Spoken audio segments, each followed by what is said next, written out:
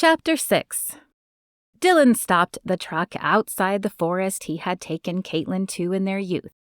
He glanced at her out of the corner of his eye to see if she noticed. A wistful expression flitted across her face, and he thought back to the first time they had been here. "What are we doing here, Dillon?" Kaitlyn turned to him, a quizzical expression on her face. "Just trust me." He got out of the truck and then walked around to open her door. The snow fell lightly against his face. She smiled up at him as he opened the door. "You've got snow in your hair." With a gentle touch, she brushed his hair. He caught her hand and pulled her out of the truck and to his chest. "There is about to be snow in your hair, too." He tucked a strand behind her ear and leaned down to place his lips on hers. "Funny, I don't seem to mind," she said when the kiss ended. "Now, really, what are we doing here?" "Picking out a tree. Come on." Dillon grabbed a saw from the back of the truck, grabbed her hand, and pulled her into the forest. "Pick your favorite." Kaitlyn smiled as she looked from tree to tree. Her finger tapped her lips as she took in each one. Then her eyes lit up, and she pointed at a tall, leafy tree. "That one." "That one it is," Dillon said. He laid down in the snow and began to saw the trunk. "Can I pick the tree?" Jack asked, breaking up Dillon's daydream. "Well, there are some parameters," Kaitlyn said. "But yes, you can help pick a tree." Dillon opened his door and hurried around to get Kaitlyn's before she opened it. She smiled up at him as he took her hand and helped her out. He fought the urge to pull her to his chest like he had so long ago. As she paused before pulling her hand back, he wondered if she was remembering the night too. "Let's go, Mom!" Jack had slipped out of the truck behind her and was hopping from one foot to the other. "All right, Jack." As she took his hand and headed into the forest, Dillon grabbed the saw from the back of the truck and hurried after them. "What about this one?" Jack stood in front of a very short tree, not much taller than himself. The branches weren't very full, reminding Dillon of Charlie Brown's Christmas tree. "No, I'm afraid that one is too small. The tree needs to fill the living room." Jack scrunched his little face and moved to another group of trees. "How about this one?" This time he pointed to a gigantic tree that would never fit in the living room. "I'm afraid that one is a little too tall," Dillon said. "Try to find one just a little taller than me."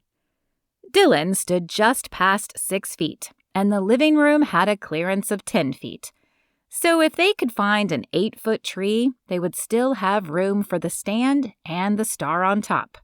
Jack looked at Dillon as if trying to memorize his size. Dillon saw Kaitlyn bite back a smile to his right. As Jack moved off, Kaitlyn scooted closer. "He's probably going to ask you to stand next to every tree now. Literal, remember?" "That's okay. He seems like a great kid. How come you didn't tell me about him?" Kaitlyn sighed. "It's a long story, Dillon." He opened his mouth to say more, but before he could, Jack called out to him. "Dillon, can you come over here so I can see if this tree is tall enough?" "Told you." Kaitlyn's face pulled into a slight smile.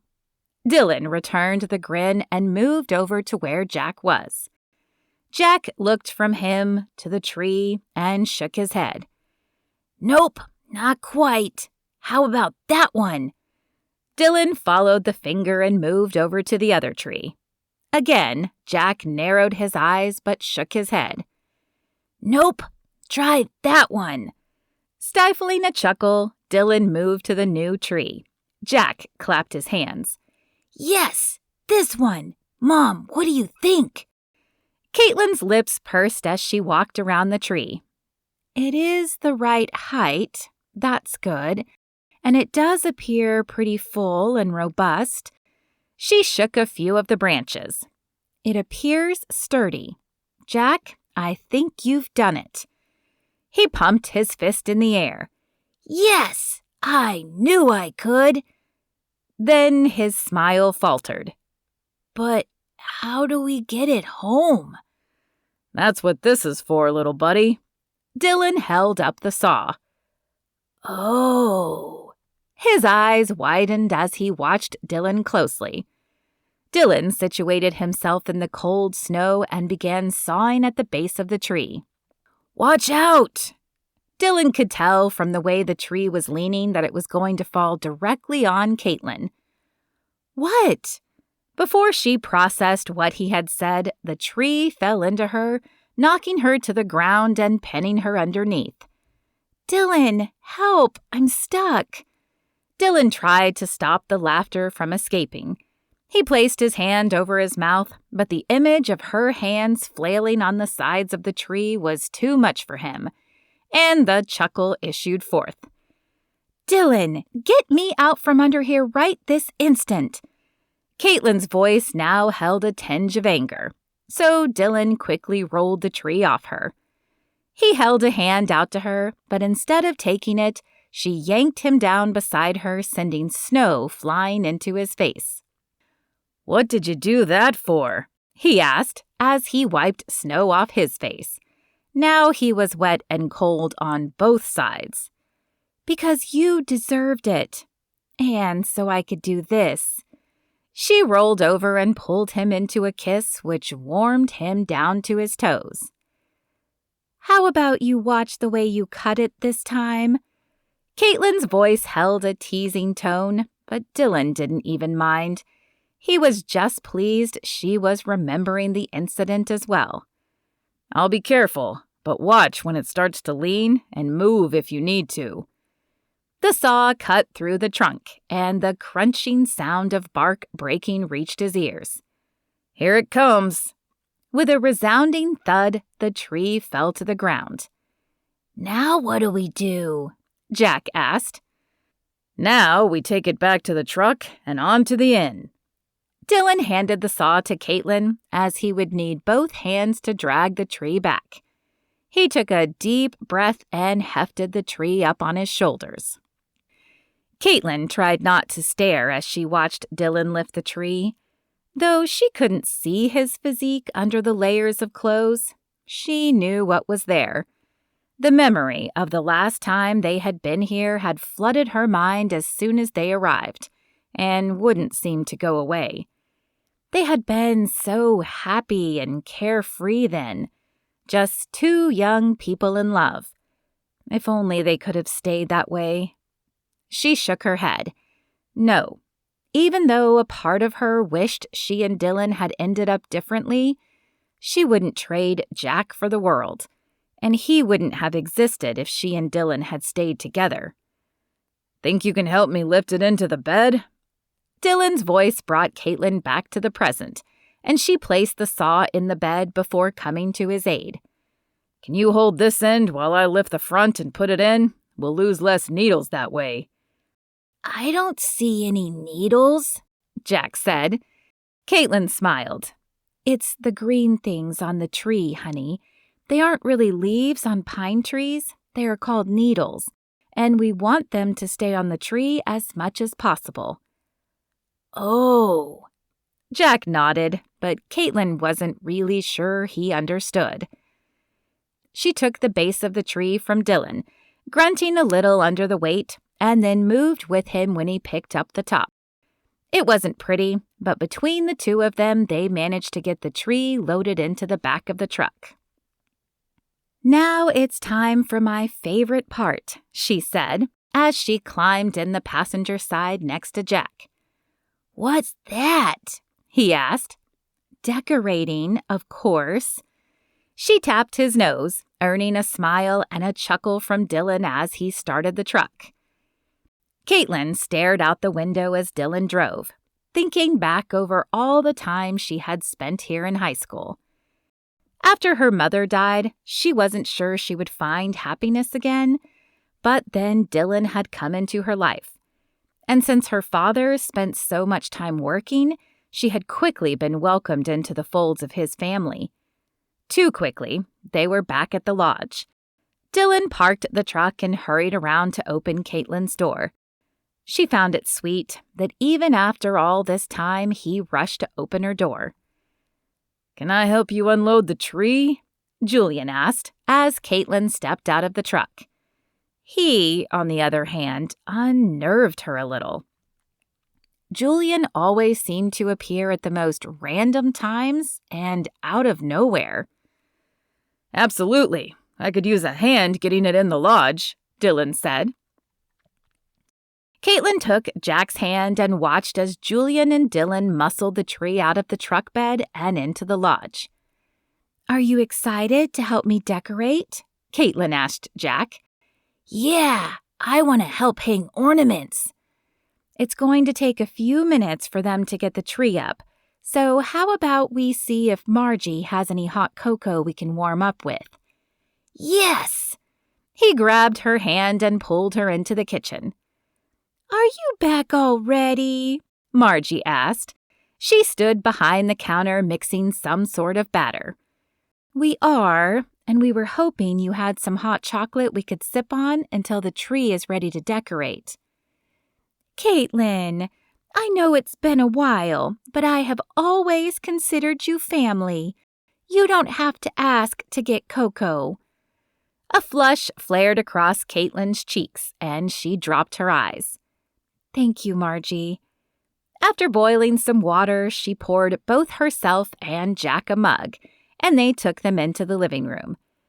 Kaitlyn made Jack sit at a chair right by the front door where there was no carpet. The last thing she needed was a brown stain on the carpet with the photographer coming in 2 days. "Well, I think we have it all set up," Dillon said. "I'll put the lights on and then you can decorate to your heart's content." Margie appeared in the doorway. "You know what we need? We need some Christmas music." "Oh, I think I remember seeing them in one of the boxes." Kaitlyn set her mug down on the coffee table and began opening the boxes. "Julian, would you be a dear and take the boxes Kaitlyn doesn't need back down to the basement?" "Of course, Mrs. Fields." Julian moved to just a few feet from Kaitlyn and stared down at her. A strange feeling blanketed her. She had no reason not to like him, but something about him just unsettled her. When she didn't find the CDs in the box she was looking through, she closed it and pushed it his direction. He picked it up and disappeared from the room, sending a feeling of relief through her. "Ah, here they are," she said as she opened the next box. 5 Christmas CDs sat right on top. Kaitlyn picked them up and turned to Margie. "If you've got a way to play these, we have music for hours." "What kind of host would I be if I didn't have a way to play music?" Margie took the CDs and walked over to the front desk. From behind it, she pulled an old boombox. Kaitlyn laughed and looked to Dillon. "Perhaps we should bring your mother into the 20th century? Remind me after the photographer leaves to get her a proper entertainment station." "I'll help you install it," he said, as he wrapped the lights around the tree. A moment later, the silky voice of Kenny Rogers filled the room. Though the song was old, Kaitlyn couldn't help but sigh. Kenny Rogers and Dolly Parton's Christmas album had been one of her favorites growing up, probably because her mom had been such a fan. Before she died, her mother had played this album every year while they set up their tree, and Kaitlyn had continued the tradition, at least until she went to college. Then she forgot about it. She wondered if the CD playing was her own copy, one she had left the last Christmas she had spent with Dillon. "All right, the lights are ready." Dillon stepped back from the tree and followed the cords to the outlet. He plugged it in, and the tree illuminated the room. "Woohoo!" Jack clapped from his chair. "Can we decorate now?" Of course. give your mug to Margie so you don't spill and come pick an ornament." Jack bounded out of the chair and practically skipped to Margie. Kaitlyn was glad his mug must have been mostly empty, or it would have sloshed all over the floor. With the mug safely in Margie's hand, he changed direction and bounded to Kaitlyn. "Okay, Jack, so if the ornament has a loop, you can just hang it on a branch. If it doesn't, you can loop this silver hook through the hole and hang it that way." Jack nodded. His eyes were focused on the ornaments, so Kaitlyn could only hope he was actively listening. "Try not to hang too many ornaments too close together, okay?" His eyes finally flicked up to hers. "Okay, Mom. Can I hang one now?" Kaitlyn chuckled and nodded. "Yes, go ahead." She let him grab an ornament before she got one. As she lifted it out of the box, she looked to Dillon and Margie. "Are you guys going to help?" Margie waved a hand. "I'm going to watch, but I'm sure Dillon would love to help." Kaitlyn did not miss the wink she tossed to Dillon. "Sure, I'd love to." He selected an ornament from the tree and smiled at Kaitlyn. Warmth flooded Kaitlyn, and she turned to the tree to hide the flush she knew had stolen across her cheeks. They placed the ornaments in silence for a time. Every once in a while, Kaitlyn stepped back to examine the tree from a designer's eye. As she knew he would, Jack grouped many ornaments together, and she would sneak in and move them around while he was selecting his next one. Sometime during their decorating, guests began to file in and sit around the room watching the process. When Jack hung the last ornament, he turned sad eyes to Kaitlyn. "Oh, man, that was the last one." "That's okay, buddy. It looks great. You did a good job, didn't he?" Kaitlyn looked to the other guests who smiled and clapped. "I just wish we had some more." He plopped down on the couch and dropped his head into his hands. Kaitlyn tried not to smile. Though it was a silly thing to her, she knew it was a big deal to him. "Tomorrow, I have to wrap presents for the tree. You want to help?" A tiny light flickered in his eyes, but he played it off. "Okay, I guess." "Well, I feel like singing. Is anyone up for some carols?" Margie asked. "That sounds fun." Kaitlyn loved singing, and caroling was another tradition she had lost when she went to college. She was grateful for the reminder and promised herself she would continue after this year. Dillon and a few other guests joined her, and they gathered around the CD player. Margie switched the disc, and soon Away in a Manger filtered through the speakers.